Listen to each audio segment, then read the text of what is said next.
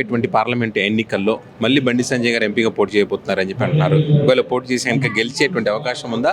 ఇప్పటికే ఎంపీగా ఉన్నారు కాబట్టి మీ ప్రాంతాన్ని కరీంనగర్కి ఏమైనా డెవలప్మెంట్ చేశారా? ఇప్పటికీ బండి సంజయ్ గారు మళ్ళీ భారతీయ జనతా పార్టీ ఏదైతే బీజేపీ కమలపు గుర్తు మీద పోటీ చేయడానికి సిద్ధంగా ఉన్నారు. దానికి ప్రజలందరూ కూడా హర్షిస్తున్నారు. ఎందుకనంటే ఇదివరకు ఏదైతే రైల్వే ఇవి ఫ్లైఓవర్ బ్రిడ్జ్ కానీ, అదే రకంగా ఎంపీ ల్యాండ్స్ నిధులు కానీ, మరియు ఏదైతే నిజామాబాద్ వరంగల్ జాతీయ రహదారి కానీ, అదేవిధంగా హుస్నాబాద్ రహదారి కానీ అనేకమైనటువంటి వేల కోట్ల రూపాయలు కరీంనగర్ పార్లమెంటు పరిధిలోకి తెచ్చి అభివృద్ధి పనులు చేయడం జరిగింది. అదేవిధంగా ఏదైతే నరేంద్ర మోడీ గారి నాయకత్వాన్ని గ్రామీణ ప్రాంత ప్రజలు కూడా ఈరోజు ఈ దేశానికి రక్షణ కావాలంటే నరేంద్ర మోడీ గారే ఉండాలనేది గ్రామీణ ప్రాంత ప్రజలు కూడా వారు కూడా ఆలోచన చేస్తున్నారు. కాబట్టి బండి సంజయ్ అన్న గారు ఎంపీగా గెలవడానికి సునాయాసం ఉంది.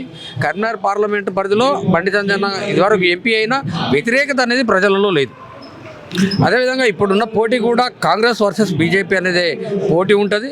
అందులో సంజయ్ గారు గెలవడానికి కూడా ప్రజలందరూ కూడా వెంట ఉండడానికి, యువకులు కానీ, అన్ని కార్మికులు కానీ అందరూ కూడా, కర్షకులు కూడా వెంబడి ఉండడానికి సిద్ధంగా ఉన్నారు. గతంలో ఉన్నటువంటి పార్లమెంటు సభ్యునిగా ఎట్లయితే ఎన్నికయ్యాడో అదే మెజార్టీతో మళ్ళీ బండి సంజయ్ గారు పార్లమెంట్కి ఎన్నికవుతారు.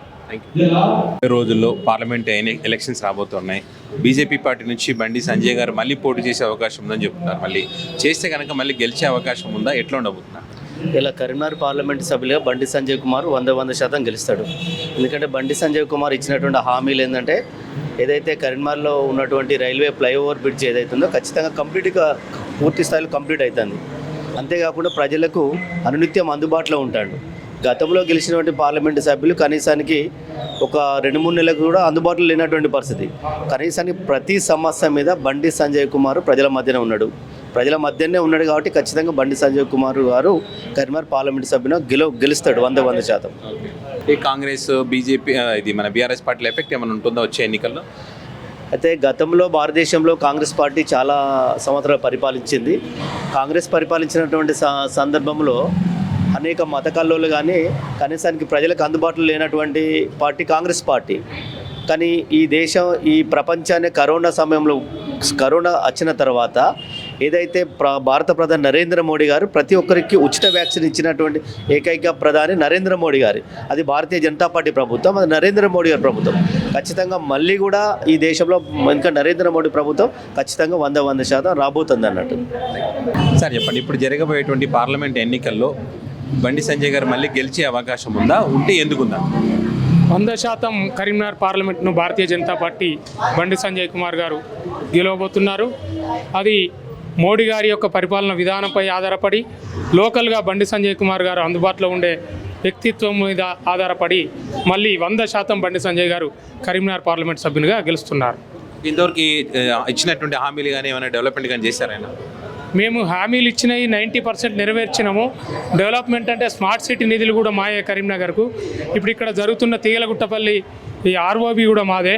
అనేక రైల్వే ప్రాజెక్టులు, రోడ్లు, కరీంనగర్ టు ఇప్పుడు జగిత్యాల టు వరంగల్ వరకు అయ్యే హైవే పనులు కానీ మిగతా ఏ పనుల్లో కూడా ముందున్నాం. కాబట్టి ఖచ్చితంగా భారతీయ జనతా పార్టీ ఇచ్చిన హామీలను 90% నెరవేర్చింది. కాబట్టి ఖచ్చితంగా బండి సంజయ్ కుమార్ గారు గెలిచే అవకాశం ఉంది. పార్లమెంట్ ఎన్నికలు జరగబోతున్నాయి తొందరలోనే.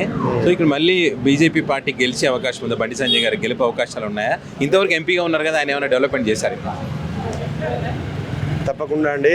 భారతదేశాన్ని దృష్టిలో పెట్టుకున్నట్టయితే మన గౌరవ ప్రధాని నరేంద్ర మోడీ గారి నేతృత్వంలో భారతీయ జనతా పార్టీ ఆధ్వర్యంలో భారతదేశం విశ్వగురువుగా, ప్రపంచంలో విశ్వగురువుగా అవతారం ఎత్తింది, ఇంకా సంతరించుకోబోతున్నది. అటువంటి తరుణంలో కరీంనగర్ ఎంపీ గౌరవ పార్లమెంటు సభ్యులు గారు ఎవరైతే ఉన్నారో వారి ఆధ్వర్యంలో జరగవలసిన అభివృద్ధి కార్యక్రమాలు చాలా జరిగినాయి. కరీంనగర్ పట్టణంలో, కరీంనగర్ జిల్లా ఆధ్వర్యంలో స్మార్ట్ సిటీ నిధుల నుండి ఎంత అభివృద్ధి చేయాలనో అంత అభివృద్ధి చేశారు.